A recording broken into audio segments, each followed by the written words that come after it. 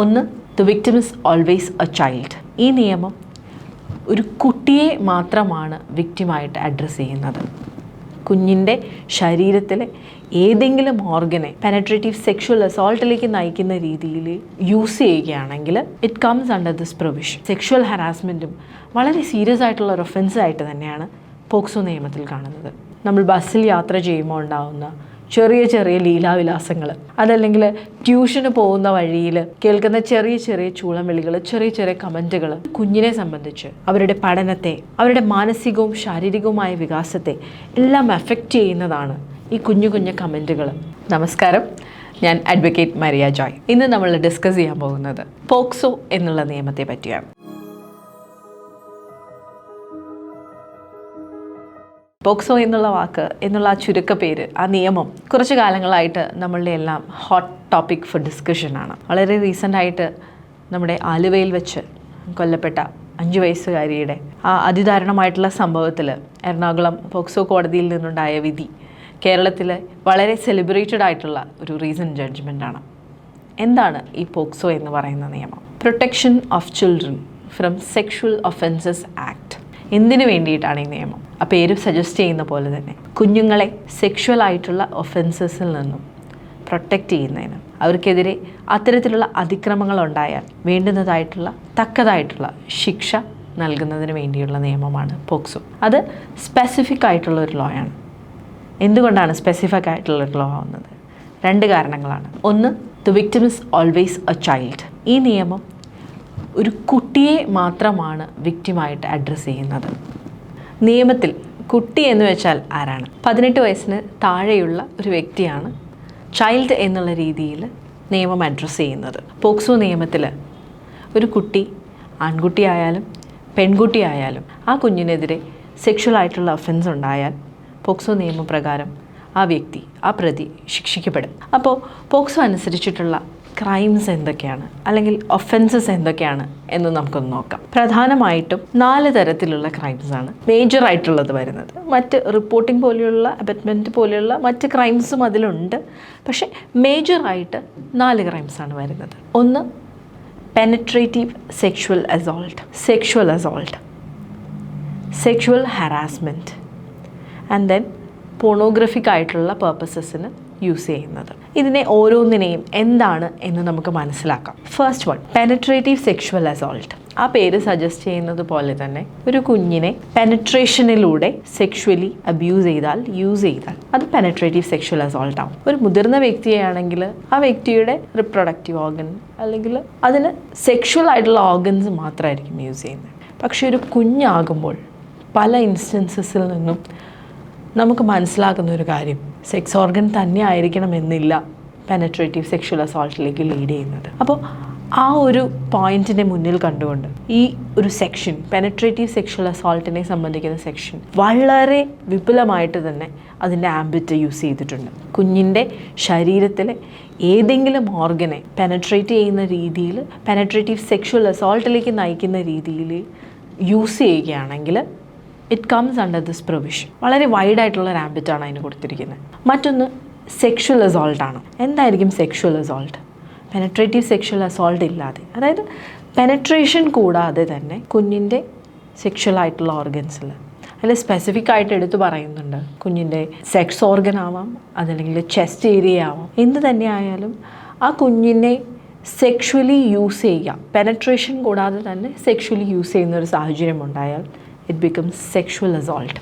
മറ്റൊന്ന്, sexual harassment ആണ്.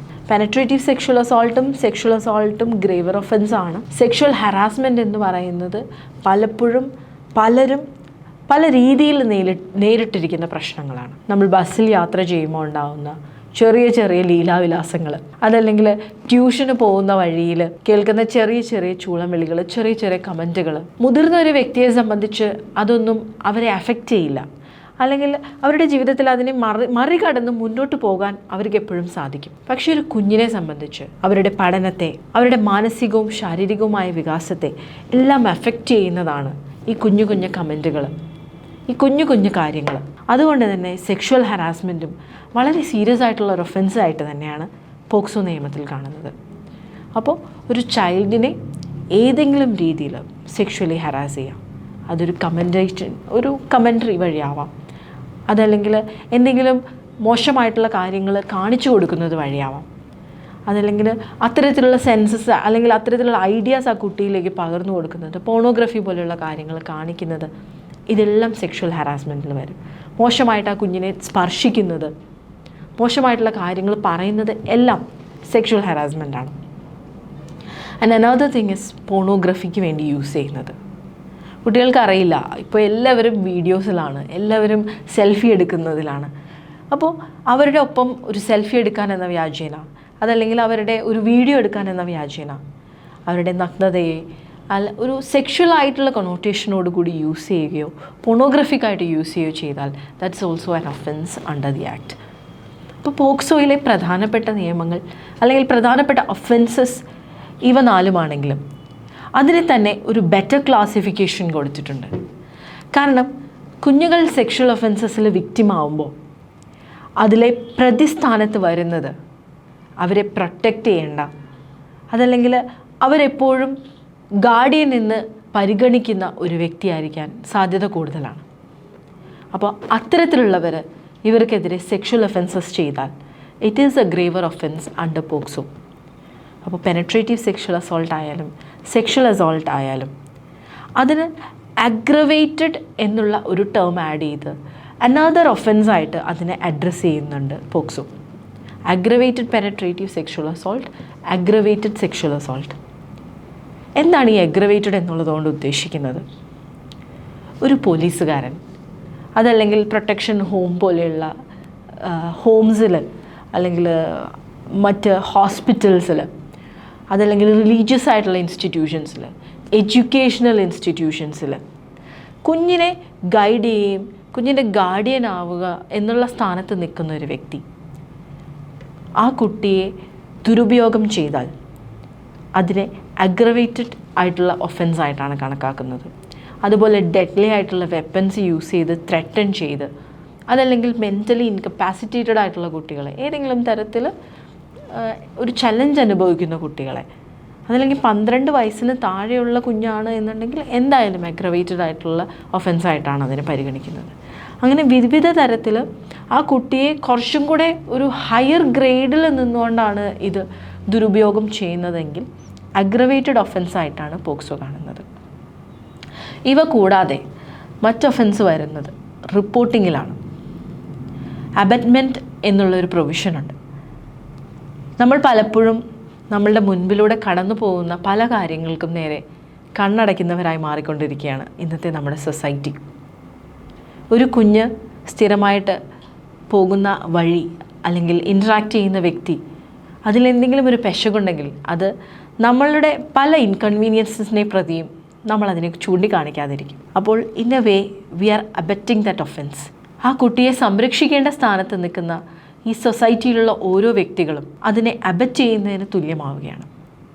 Directly കുഞ്ഞിനെ ഇത്തരത്തിലുള്ള സെക്ഷൽ ഒഫൻസസ് നടക്കുന്നുണ്ട് എന്നറിഞ്ഞുകൊണ്ട് അത് ഹൈഡ് ചെയ്യുകയോ അത് റിപ്പോർട്ട് ചെയ്യുകയോ ചെയ്യാതിരിക്കുകയാണെങ്കിൽ ഇറ്റ് കംസ് അണ്ടർ അബറ്റ്മെൻറ്റ്. റിപ്പോർട്ടിങ്ങിൽ തന്നെ കുറച്ചും കൂടി വൈഡർ ആംബിറ്റ് കൊടുത്തിട്ടുണ്ട്. കാരണം ഇപ്പോൾ മിക്ക സ്കൂളുകളിലും കൗൺസിലേഴ്സ് അല്ലെങ്കിൽ അത്തരത്തിലുള്ള പ്രൊവിഷൻസ് കൊടുക്കുന്നുണ്ട്. കുഞ്ഞുങ്ങളെ അവരെക്കുറിച്ചുള്ള കാര്യങ്ങൾ പലതരത്തിൽ അവരുടെ ഫിസിക്കൽ ആൻഡ് മെൻ്റൽ ഡെവലപ്മെൻറ്റിന് വേണ്ടിയിട്ടുള്ള ഒരു പ്രൊവിഷനാണ് ഈ കൗൺസിലിംഗ്. അങ്ങനെയുള്ളൊരു കൗൺസിലിങ്ങിൽ അല്ലെങ്കിൽ സ്കൂളിന് പുറമേ ഉള്ളതായാലും ഒരു കൗൺസിലിങ്ങിൽ ഒരു കൗൺസിലർക്ക് ഇതിനെക്കുറിച്ച് അറിവ് കിട്ടുകയാണ്, ഈ കുഞ്ഞിനെ ആരെങ്കിലും ദുരുപയോഗം ചെയ്യുന്നതിനെക്കുറിച്ച് അറിവ് കിട്ടുകയാണെങ്കിലും അവർ അത് റിപ്പോർട്ട് ചെയ്യാൻ ബാധ്യസ്ഥരാണ്. അങ്ങനെ റിപ്പോർട്ട് ചെയ്തില്ലെങ്കിൽ it becomes A crime against them as well. അപ്പോൾ പോക്സോ എന്നുള്ള നിയമം വളരെ സ്ട്രോങ് ആയിട്ട് കുട്ടികളുടെ പ്രൊട്ടക്ഷന് വേണ്ടി നിലനിൽക്കുന്നുണ്ട്. ഇനി നമ്മൾ ചെയ്യേണ്ടത് നമ്മുടെ കുഞ്ഞുങ്ങൾക്ക് വേണ്ടി നമ്മൾ ഒത്തിരി പൈസ ഇൻവെസ്റ്റ് ചെയ്യാൻ, ഒത്തിരി സമയം ഇൻവെസ്റ്റ് ചെയ്യാൻ റെഡിയാണ്. പക്ഷേ നമ്മളുടെ ഈ സമയവും ഈ പണവും എല്ലാം ഫലവത്താവുന്നത് അവർക്ക് നല്ല ഒരു എൻവയൺമെൻറ്റ്, നല്ല ഒരു നാളെ നൽകാൻ പറ്റുമ്പോഴാണ്. ഒരു ചെറിയ കാര്യം പോലും നമ്മളുടെ ചെറുപ്പത്തിലായാൽ പോലും മോശമായിട്ടൊരു വ്യക്തി നമ്മളോട് പറഞ്ഞു കഴിഞ്ഞാൽ കുറേ ദിവസത്തേക്ക് പുസ്തകം തുറക്കുമ്പോൾ നമുക്ക് കോൺസെൻട്രേഷൻ കിട്ടില്ല. പഠിക്കുന്ന സമയത്തെല്ലാം ആ കാര്യമായിരിക്കും ഓർമ്മ വരുന്നത്. അപ്പോൾ സെക്ഷുവലി ഒഫൻസസിന് വിധേയരാകുന്ന വിക്റ്റിമാകുന്ന ഒരു കുഞ്ഞിൻ്റെ അവസ്ഥ എന്തായിരിക്കും? ആരോടും അത് പറയാനാകാത്ത ഒരു അവസ്ഥ എന്തായിരിക്കും? അപ്പോൾ നിങ്ങൾക്ക് ചുറ്റുമുള്ള കുഞ്ഞുങ്ങൾക്ക് വേണ്ടി നിങ്ങളുടെ കണ്ണും കാതും കൂർപ്പിച്ചിരിക്കുക. കാരണം അവരെ പ്രൊട്ടക്റ്റ് ചെയ്യേണ്ടത് നമ്മുടെ കൂടെ ആവശ്യമാണ്. മറ്റൊരു നല്ല ടോപ്പിക്കുമായിട്ട് അടുത്ത തവണ കാണുന്നത് വരെ it's me advocate Maria Joy signing off. By.